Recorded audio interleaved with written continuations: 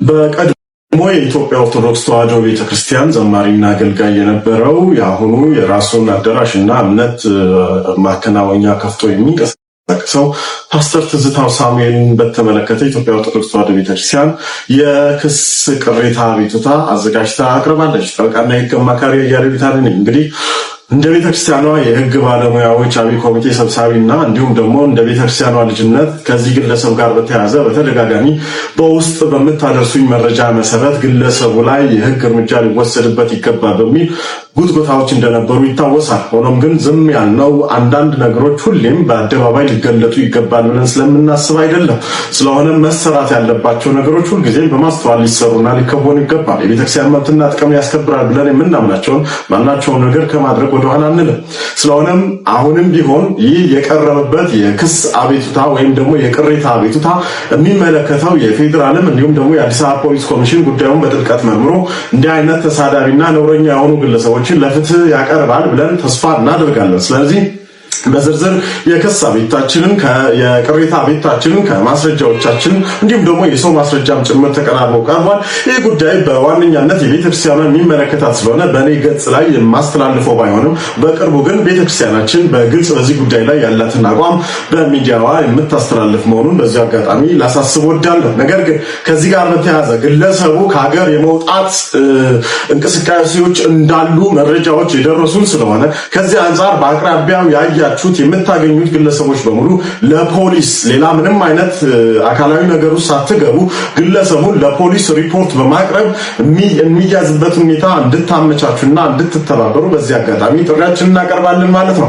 ስለሆነም ማናቸውም ግለሰብ እንደ ግለሰብ የግለሰብ ተሳዳቢ ከሆነ ስድብን የሚያበረታታ የትኛውም ሃይማኖት ወይም እምነት አለ ብለን አናምንም። ስለሆነም በእኛ ቤት ውስጥ በኢትዮጵያ ኦርቶዶክስ ተዋሕዶ ቤተክርስቲያን ውስጥም ተገኝታችሁ የምትሳደቡ ነውረኛ ቃላትን የምትጠቀሙ ከዚህ ድርጊታችሁ እንድትጠቀሙ በዚህ አጋጣሚ መልእክት እያስተላለፍን እንዲህ አይነት ተግባር ላይ የተሳተፉ ማናቸውም ግለሰቦችን ለሕግና ለፍትህ የማቅረቡ ስራ ቤተክርስቲያኗ በግሏ የምታከናውና የምትሄድ ይሆናል። እኛም እንደ ባለሙያ ግዴታችን እንወጣለን። እናንተ ምዕመናን፣ ካህናት፣ አገልጋዮቻችን በሙሉ ከዚህ ጋር በተያያዘ ጥንቃቄ እያደረግን ለቤተክርስቲያን አንድነትና ህብረት ዘብ እንድትቆሙ ዘንድ ለማሳሰብ ወዳለሁ። አመሰግናለሁ።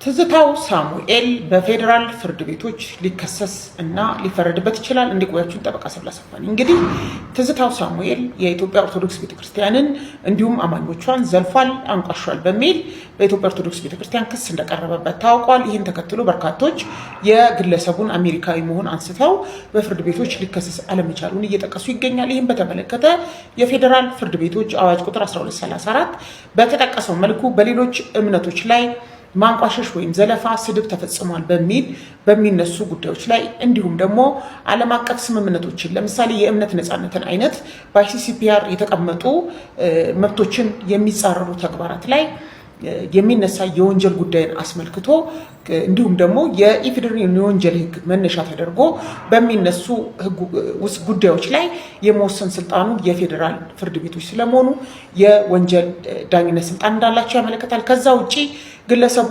መከሰሱ ተገቢ ነው ወይ የሚለውን አስመልክቶ የኔ አቋም በየትኛውም እምነት ላይ ማናችንም ዘለፋና ማንቋሸሽ መፈጸም የለብንም። እንዲህ አይነት ሰዎች በየትኛውም እምነት ያሉ ቢቀጡ ይህንን ነገር ለማስቆም ይቻላል።